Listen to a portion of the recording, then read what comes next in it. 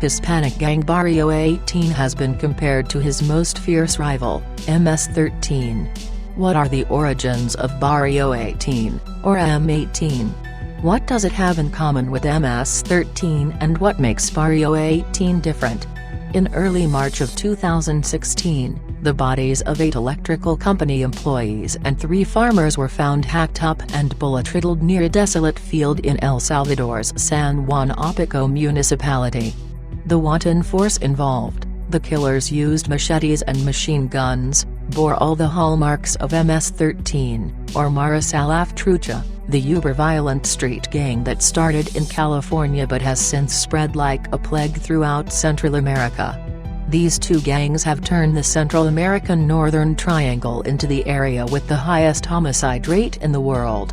Authorities in El Salvador were quick to fix blame on the gang, and President Salvador Sánchez Cerén swiftly implemented a package of extraordinary measures to crack down on violent crime. The only problem was that it wasn't MS-13 that carried out the massacre. It was a gang known as Barrio 18. An imprisoned member of street gang Mara 18 poses for a photograph at the Izalco prison, about 65 kilometers, 40 miles, from San Salvador May 20, 2013. Inmates handed over handmade knives and more than 60 cell phones and other not permitted articles in an effort to keep the truce between the country's 2 most powerful gangs Mara 18 and Homicidal Trucha, MS-13, following a truce treaty signed by both sides in March 2012 to reduce violent crimes in the country.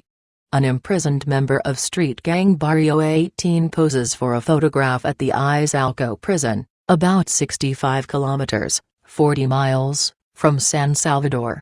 Reuters/Allies Rodriguez. While authorities can be forgiven for mixing up the 2, both have members covered in head-to-toe tattoos, are well known for their murderous tactics and originated in some of the same Los Angeles neighborhoods. MS-13 and Barrio 18 are bitter rivals whose ongoing feud is responsible for the deaths of thousands across the U.S., Mexico and Central America.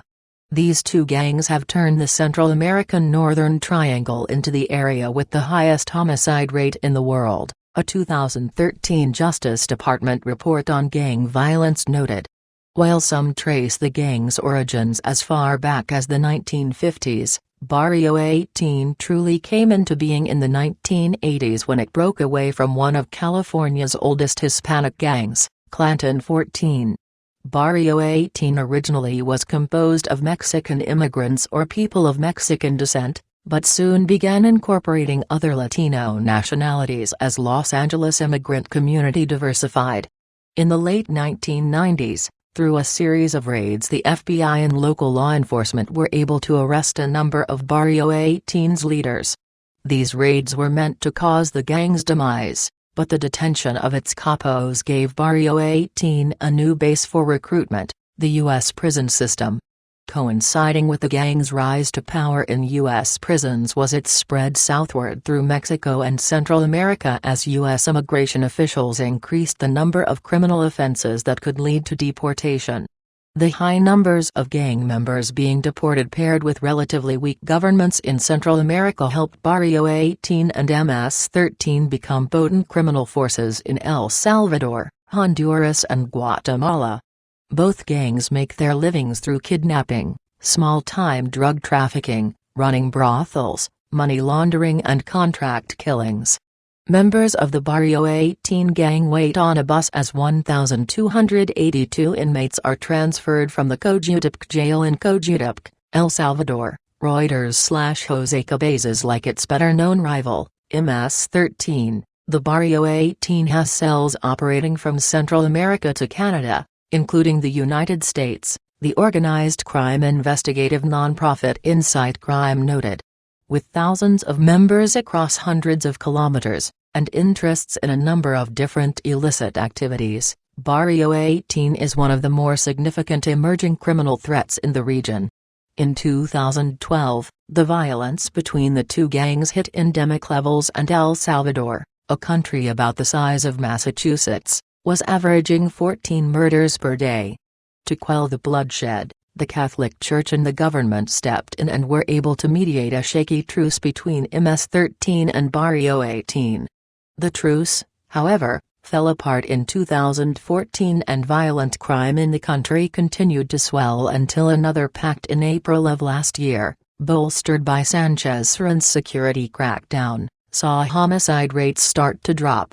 The gangs still make El Salvador one of the most dangerous countries in the world, as the Apoco massacre shows, and the security crackdown has caused many gang members to move to neighboring Guatemala and Honduras.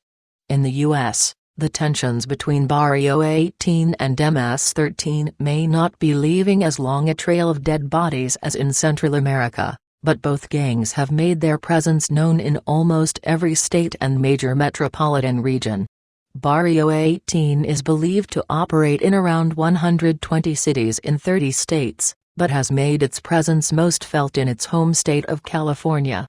Much of the street crime in Los Angeles County is believed to be related to the gang, and federal law enforcement said that while street-level drug dealing is Barrio 18's main income source, the group has been linked to murders, assaults, arson, copyright infringement, extortion, human trafficking, illegal immigration, kidnapping, prostitution, robbery and weapons trafficking. In one of Barrio 18's most gruesome and highly publicized crimes on American soil, Catrino Gonzalez, a then 23-year-old gang member, was sentenced in 2001 to life in prison for shooting an LA police officer in the head while he sat in a patrol car.